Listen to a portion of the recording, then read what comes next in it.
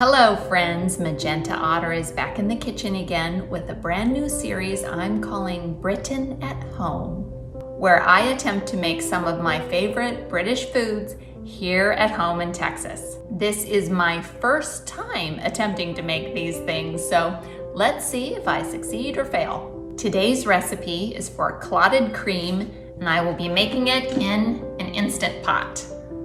I adore clotted cream on fresh, warm scones for cream tea or afternoon tea. I've had some amazing clotted cream and scones in England, and I have a couple of videos about afternoon tea. One where I explain everything you need to know about afternoon tea, clotted cream, scones, and all the rest of it. And in the other video, I enjoy an amazing afternoon tea in an award-winning restaurant in a stunning location, a country house hotel in Devonshire, England. So be sure to check out those videos if you haven't seen them already.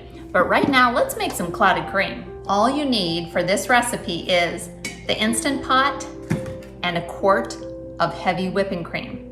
That's it, one ingredient. Now, because we only have one ingredient, I need to talk to you about this ingredient for a minute. There is a reason why I have never attempted to make clotted cream before. Well, actually, there's two reasons. The first is sheer laziness, because it takes a long time, as we're about to discuss. The second is that legit clotted cream in Britain is made with unpasteurized cream, and that's not really something we can get here. I actually called the nearest dairy farm where you can buy raw milk that's not pasteurized or homogenized, but they didn't sell cream that way. So I checked like 5 or 6 stores in the area, and I was able to find one store, Whole Foods, that sold this heavy whipping cream. And it says non-homogenized, low temp pasteurized. All the other whipping creams, like this one, say ultra pasteurized. So if I went to a normal supermarket, grocery store, the whipping cream there would say ultra pasteurized. And I've heard that you shouldn't try and make clotted cream with that. So if you're gonna attempt this at home, don't get ultra pasteurized, which is most of what's out there. So I'm gonna try using this low temp, less pasteurized, heavy whipping cream, and we'll see what happens. So what you want to do is either late at night or first thing in the morning, start this, because it's going to spend over 10 hours in the Instant Pot. And then after that, you take it out and put it in the refrigerator for another 10 or 12 hours. So don't be expecting to make scones in the next few minutes. It's going to take you a while to make this clotted cream first. So all we do to make this is take our quart of cream,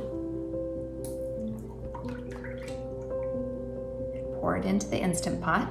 You need to make sure you have an Instant Pot with a yogurt setting on it. Then you put the lid on the Instant Pot, close the Instant Pot, but you don't need to seal it. It can stay on the vented setting because you're not actually pressure cooking this. You are going to want to have an Instant Pot that has a yogurt button like this one. Push that yogurt button until it says boil.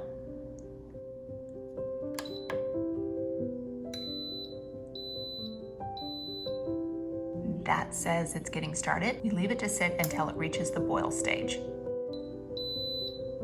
It has beeped now, which says that it has reached the boiling point. So now I push the keep warm button.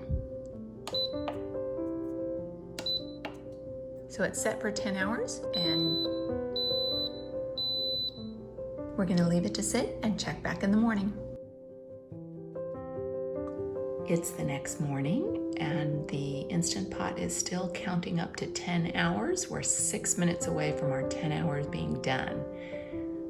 Now, I haven't done this before, but I've heard that the Instant Pot, once it gets to that 10 hours, will automatically shut off. But that's what you want to do once it reaches the 10 hours, is turn off the Instant Pot.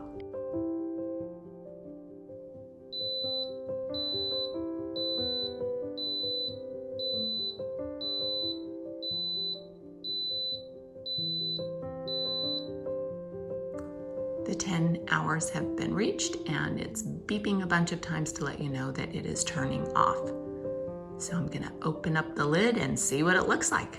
Somewhat of that yellow buttery crust has formed on the top of the cream that has been in the Instant Pot for 10 hours, but it's not very thick at this point. What we do now is we let it cool at room temperature for about half an hour. Then we're gonna put a lid on it and put it in the fridge. Okay, it's cooled on the countertop for half an hour, so now we are going to put it into the refrigerator. It's a good idea to cover with plastic wrap or a plate, or I'm using this inverted lid because it's clear and that'll let me see how it's doing. I'll check back with you in 12 hours. The cream has been cooling in the refrigerator all day long for, a little over 12 hours.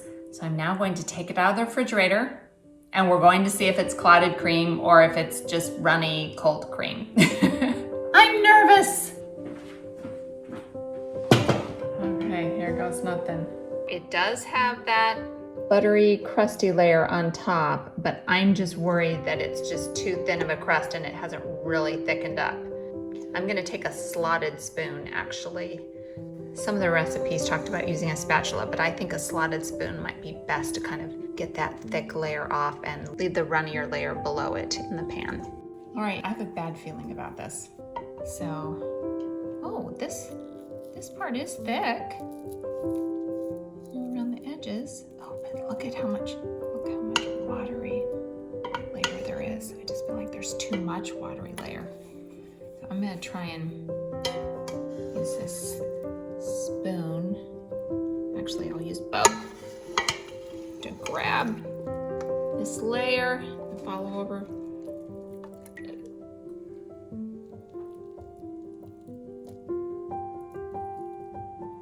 Okay, let me move this around here so I can film a little bit better. Okay, so here's what this layer looks like. That part does look like clotted cream.